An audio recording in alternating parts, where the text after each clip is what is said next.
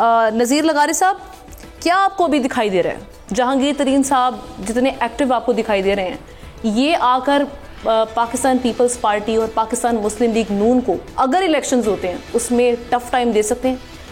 असल में पहले स्टेटस तय होना है दोनों का, जनाब जहांगीर तरीन साहब का और जनाब नवाज शरीफ साहब का। दोनों जो हैं वो ताहयात नाअहल करार दिए गए हैं। अच्छा, फिर ये कि दोनों तैयारी कर रहे हैं ना कि इनको नहीं वो खत्म सुने ना, उसमें भी एक मसला है, ये जाएंगे रिव्यू में, तो रिव्यू भी इनका हो चुका है, दोनों रिव्यू में भी नाअहल करार दिए जा चुके हैं दोनों के दोनों। तो फिर अब आप ये कानून जो अभी बनाया गया है ये तो रिव्यू के लिए है, रिव्यू तो हो चुका। अब इस रिव्यू के बाद क्या हो गया, रिव्यू का रिव्यू होगा। अच्छा, रिव्यू के बाद तो सूरत सारी और महदूद हो जाए। तो एक तो ये कि रिव्यू का रिव्यू नहीं होता है, रिव्यू का रिव्यू सिर्फ इस सूरत में होता है लेकिन कि अभी मुल्क में काफी अमेंडमेंट्स आ रही हैं, कुछ भी नहीं अमेंडमेंट भी नहीं हुई है ना, ये अमेंडमेंट नहीं हुई है। दूसरी बात यह है कि कानून की अमेंडमेंट एक और चीज है, कॉन्स्टिट्यूशनल अमेंडमेंट एक और चीज है। सही, अगर आपने पूरे का पूरा ढांचा ही बदलना है तो उसके लिए तो आपको आईनी तरमीम का सहारा लेना पड़ेगा। वरना अगर आप इसी हाउस के साथ आप कानून साजी करते हैं तो फिर आप कैसे उसका जो राइट है उसको दोबारा कैसे वो करेंगे। जिन लोगों को, जनाब नवाज शरीफ को और जनाब जहांगीर तरीन को, दोनों को ये सुप्रीम कोर्ट ताहयात नाअहल करार दे चुकी है और ये दोनों रिव्यू में गए, रिव्यू में भी दोनों ताहयात नाअहल करार दे दिए गए हैं।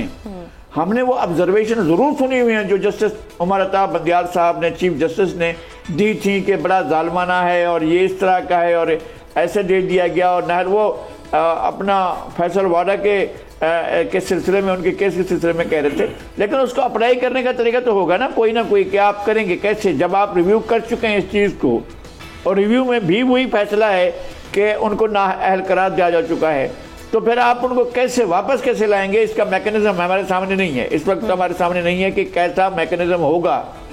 ठीक है, मियां नवाज शरीफ की पार्टी में और लीडर्स मौजूद हैं और बड़े बड़े नाम भी हैं। खुद मरियम नवाज एक एक्टिव पॉलिटिशियन के तौर पर सामने आई हैं और पब्लिक भी उनकी तरफ खींचती है। लेकिन जहांगीर तरीन साहब हैं तो नाअहल और उसके बाद ताहयात नाअहल हैं, फिर उनकी रिव्यू भी मुस्तरद हो चुकी है, तो वो कैसे जाकर एक पूरे के इलेक्शन में हिस्सा नहीं ले सकेंगे। बिल्कुल, इलेक्शन में हिस्सा नहीं लेते हैं, फिर इलेक्शन में कंपेन कैसे कर सकेंगे। और अगर कोई मुखालिफ चला गया कोर्ट में, जनाब इनको तो रोकें, ये तो है ही नहीं ना, इनके तो सियासत में आ नहीं सकते, ओहदा नहीं ले सकते। नवाज शरीफ ने यही तो कहता कि पार्टी की सदारत ले ली, उन्हें का नहीं ले सकते। फिर कहा कि जज सरपरस्त में उन्हें नहीं बन सकते, ये तो सुप्रीम कोर्ट के फैसले हैं। इसके बाद क्या करेंगे, चारों तरफ से वो दायरे खींचे हुए हैं, उसमें कैसे हो सकेगा। पहली बात यह है कि पहले ये कहाँ से आइन को कहाँ उठाकर फेंकें कि जाकर ये अहलियत हासिल कर लें। अहलियत हासिल करने के बाद ही फिर जाकर कोई एक्टिविटी कर सकेंगे जहांगीर तरीन साहब। जहांगीर तरीन साहब एक बड़ा अच्छा हल्का रखते हैं और उन्होंने साबिक जो हुकूमत बनी थी उसको बनाने के लिए उनका मरकजी किरदार था। ये इसको कोई इग्नोर नहीं कर सकता, उनका बहुत बड़ा किरदार था और उनके साथ हुआ भी बहुत बुरा जो कुछ उनके साथ हुआ है। लेकिन उसके बावजूद अब उनके लिए मैदान को करने के लिए पहले तो उनको आप अहलियत देना, कहाँ से देंगे, आइन देगा, सुप्रीम कोर्ट देगी, एग्जीक्यूटिव ऑर्डर देगा, कौन देगा और उसकी आईनी हैसियत क्या होगी। बिल्कुल ठीक, इंतजार था ना, चलो इस बार वो करते हैं जो इससे पहले किया ही नहीं। किस्मत की आंखों में आंखें डाल के जीतना होगा, सब में शेर जैसी राह, जर्रा जर्रा भी हर कंटेस्टेंट को लगेगा पहाड़। लड़खड़ाना नहीं है, खोल दो अपने पंख अगर आसमान छूना है। अबे लग रहा है ये सब पहले भी कहीं सुना है।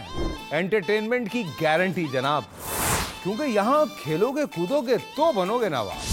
खुश रहो पाकिस्तान। खुश रहो पाकिस्तान, बुध और जुमेरात शाम 7 बजे सिर्फ बोल एंटरटेनमेंट पर। सब्सक्राइब करें और बेल दबाएं ताकि कोई खबर रह न जाए।